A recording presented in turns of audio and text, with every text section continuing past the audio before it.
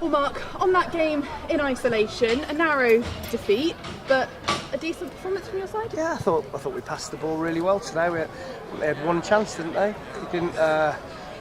We left the centre forward free in the 6-yard box, which is not really a good idea. And he had a free header, but apart from that, I thought we controlled, certainly in the second half, I thought we controlled the whole second half. But, you've got to say that Boreham would have done their job and they only needed a point, so we understand that. But, when you look at I think you just have to look at the players that are sat behind me in the stand to realise where we are as to where we are. You look, there's 10, 12, 14 players injured, but a large group of that we've missed severely, and sad really, but on the performance I was pleased on the whole. When it rains it pours. You lost Josh Staunton just before the game, but Ollie Hayes making his second National League appearance for the club. How did you think he did? I thought he did great. I drove down to Plymouth on the other night to watch him play in the playoffs, and he wasn't in the squad, which he was really upset by. So we were short of bodies, so I just called him back, had a chat with Toddy, and we decided to call him back and give him some minutes today, and he's not done himself any harm at all. And he's up against experienced, strong strikers, and he really held his own. Yeah, I think he's been here a little while, and he understands what the club means, and he wants to do well, doesn't he? So he scrapped, he fought, he battled, and he's never wanted in that department. And another debut as well, Ben Jarney Jr. getting 13 or so minutes, a big moment for him and his family. That's right, obviously his dad was a top player, wasn't he? And it was good to give Benji some minutes and give him a taste of some first team action. And ultimately, of course, this game meant nothing in terms of the league position, but did it again sum up your season? You passed the ball around as soon as you got into the 18-yard box, weren't sure what to do with it. Yeah, we control, like I say, I want to be a team that controls large parts of the game and gives the opposition limited time with the ball, which for me that means they don't have many chances or opportunities to attack your goal, and we did that. But to do it successfully, you need firepower at the top of the pitch on a regular basis, and we've not had that really during the season.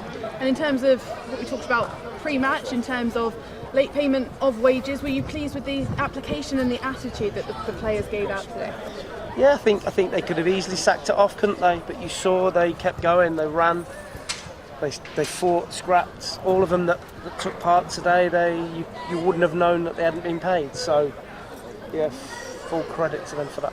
And at full time, you made sure that they all went over to those supporters, more than 200 of them. It was quite something, and they were able to show their appreciation. Yeah, it was really important that we did that, because they followed us up and down the country, across the country, and it's really important that we show our appreciation. I just hope that next year when we go into these grounds, London, local, that we pack these stadiums out and we show what a really big club we are.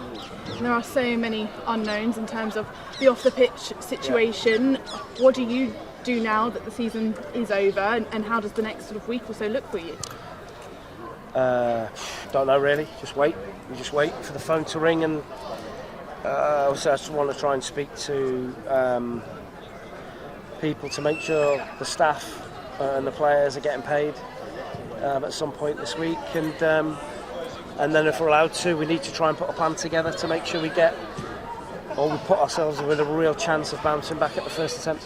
And how excited are you at the prospect of leading this club at the National League South? Really excited. For me, I am not worried about the level. It's about working for good people. I'd sacrifice the level and just to work for really good people. I think that's so important now, and in football there's not many jobs where you work for good people, and at the minute I'm working with really good people, with Stuart and Martin and all the other staff, and let's hope that continues. And what would you say to them about how quickly this needs to be resolved so that there can be success at this football club again? I don't think there's anybody's under any illusions that we need, or the club need a resolution, because it will only hamper the preparations for next season. And but it's a legal matter, with lawyers and things like that. So I'm not sure how long that will all take. It needs sorting. Thank you for your time. Thanks.